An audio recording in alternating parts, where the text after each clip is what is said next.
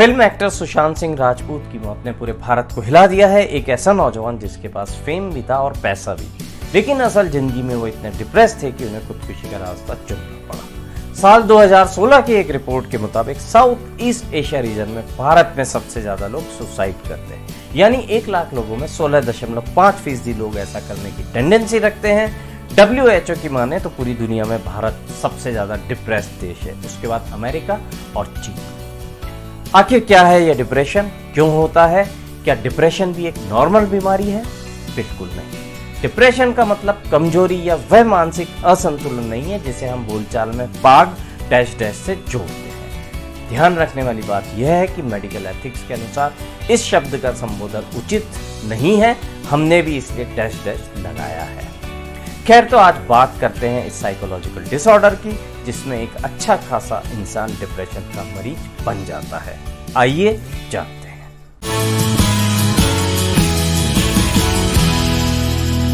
आखिर डिप्रेशन क्या है?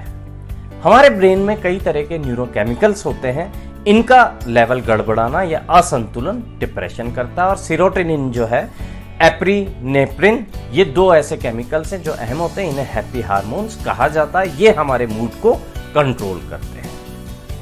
एक्सरसाइज, खुशी या मन को सेटिस्फैक्शन देने वाले यदि आप काम करेंगे तो आपके शरीर में हैप्पी हार्मोन्स बढ़ेंगे, सेरोटोनिन का लेवल बढ़ता है। डिप्रेशन 3 तरह का होता है, माइल्ड, मॉडरेट व सीवियर। मरीज के लक्षणों से ये क्लासिफिकेशन होता है। मॉडरेट और सीवियर डिप्रेशन में सुसाइडल थॉट्स आते हैं। किसी दिन आप नॉर्मल रूप से उदास महसूस करते हैं, किसी दिन आपको लगता है कि आज दिन ही खराब है, मूड अच्छा नहीं है, अकेलापन लग रहा है। ये 1 आध दिन हो, आधे दिन हो, 1 आध घंटे हो तो नॉर्मल है, लेकिन लगातार 2 हफ्ते चल रहा है तो आपको समझना चाहिए कोई प्रॉब्लम है। आखिर डिप्रेशन होता क्यों है? लंबे समय से कोई तनाव है या विवाद है, परिवार परिचित में किसी प्रियजन का निधन हो चुका है, आर्थिक नुकसान है, व्यापार में घाटा है या आपके पार्टनर ने धोखा दिया है, फैमिली हिस्ट्री से भी डिप्रेशन का खतरा बढ़ता है। लेकिन जेनेटिक्स भी इसका कारण है, ये एक से दूसरी पीढ़ी में भी जाता है। हाँ, फैमिली के साथ जो लोग रहते हैं उन्हें खतरा कम होता है।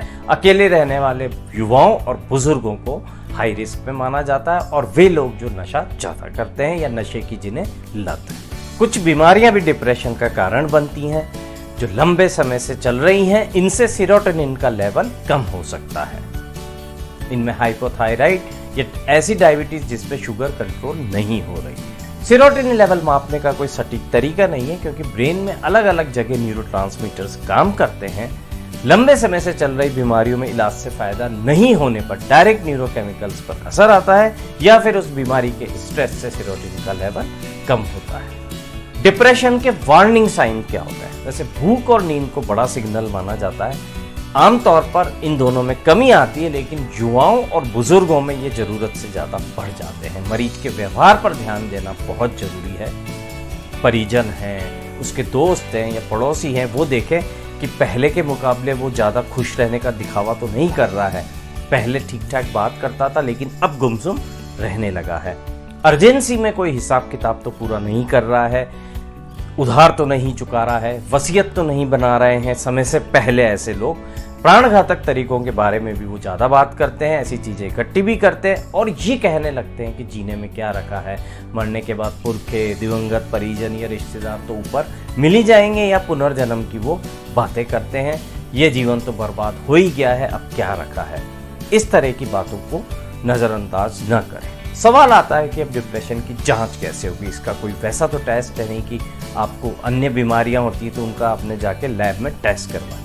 तो इसके अंदर साइकोलॉजिकल डायग्नोसिस किया जाता है मरीज का, उसकी पुरानी बातें पूछी जाती हैं, लाइफ स्टाइल का स्ट्रेस जो है वो मालूम किया जाता है और प्रश्नमाला बनाई जाती है, उससे उसकी मनोस्थिति समझी जाती है, वो जो जवाब देखा जाता है। ये देखा जाता है कि हाल फिलहाल उसके जीवन में जो स्ट्रेस है वो कब से है, उसका आधार क्या है। उसे कुछ नंबर दिए जाते हैं अंकों के आधार पर, जवाब के आधार पर उसे कुछ नंबर दिए जाते हैं और फिर ये तय किया जाता है कि उसे माइल्ड है, मॉडरेट है या सीवियर डिप्रेशन है। डिप्रेशन का इलाज कैसे होता है? 2 तरीके हैं। साइकोफार्मेकोलॉजी यानी दवाइयाँ दी जाती हैं, सेरोटोनिन लेवल बढ़ाने वाले एंटी डिप्रेसेंट जो है मेडिसिन वो दी जाती हैं इसके अंदर, दूसरा है स्ट्रेस नियंत्रण के लिए साइकोथेरेपी की जाती है। इसके अंदर कॉग्निटिव बिहेवियर थेरेपी, जिसे सीबीटी कहते हैं, वो आती है। जब इलाज चलता है मरीज का तो उसके जो परिजन हैं उनका व्यवहार, वो उसे कैसे समझते हैं, ये बहुत महत्वपूर्ण होता है। सबसे बड़ी बात यह है कि उसे अनावश्यक रूप से ना तो मोटिवेट करें और ना ही उस पर अपना कोई जजमेंट थोपें, क्योंकि ये उसे और डिप्रेशन में ले जाता है। डिप्रेशन का इलाज कितना लंबा चलता है, तो इसमें मरीज के साथ उसके परिजनों को भी समझना चाहिए कि एक साइकोलॉजिकल समस्या है, इसलिए समय लग सकता है, लेकिन इलाज पूरा है। ट्रीटमेंट का वैसे तो कोई फिक्स टाइम तय नहीं है, लेकिन अलग अलग मरीज की जो स्थिति होती है उस हिसाब से ये निर्भर करता है। कुछ मरीजों को ताउम्र इलाज लेने की जरूरत पड़ सकती है। अमूमन 6 से 8 महीनों में मरीज ठीक हो जाते हैं। कुछ मरीजों में 2 से 3 साल या 5 से 6 साल भी लग सकते हैं। आमतौर पर 8 महीने से साल भर तक दवाइयाँ इसकी लेनी होती है। हाँ, ड्रग रेसिस्टेंसी जो होती है डिप्रेशन की स्थिति, उसमें कीटामिन जो है वो नए तरह का ट्रीटमेंट है, उससे फायदा माना जा रहा है। साइकोलॉजिस्ट और साइकेट्रिस्ट, इन दोनों के तालमेल के साथ ऐसे मरीजों का इलाज किया जाता है। साइकोलॉजिस्ट यानी मनोविज्ञानी और साइकेट्रिस्ट यानी मनोचिकित्सक। मनोविज्ञानी जो हैं वो साइकोलॉजिकल टेस्टिंग और काउंसलिंग में भूमिका निभाते हैं। साइकेट्रिस्ट साइकोलॉजिकल थेरेपी सी और सीबीटी जो होती है उसमें उनकी भूमिका होती है, काउंसलिंग भी करते हैं। मनोचिकित्सक यानी साइकेट्रिस्ट जो है दवाइयाँ वे ही लिखते हैं। ब्रेन फूड का नाम आपने बहुत सुना होगा, बहुत सारे इसके नुस्खे दिए जाते हैं, लेकिन डॉक्टर्स का कहना है, खासतौर पर साइकेट्रिस्ट का कहना है कि स्पेशल जो ब्रेन फूड है उसके कोई साक्ष्य नहीं है। हालांकि अखरोट, बादाम व जो ड्राई फ्रूट्स है वो आपके ब्रेन के लिए फायदेमंद होते हैं। आपको पौष्टिक आहार लेना चाहिए, हरी सब्जियां लें, फल लें, एंटीऑक्सीडेंट्स, मिनरल व विटामिन वाली चीजें ज़्यादा से ज़्यादा खाएं। मैं डिप्रेशन से कैसे बचूं, ये एक सवाल सबके सामने रहता है।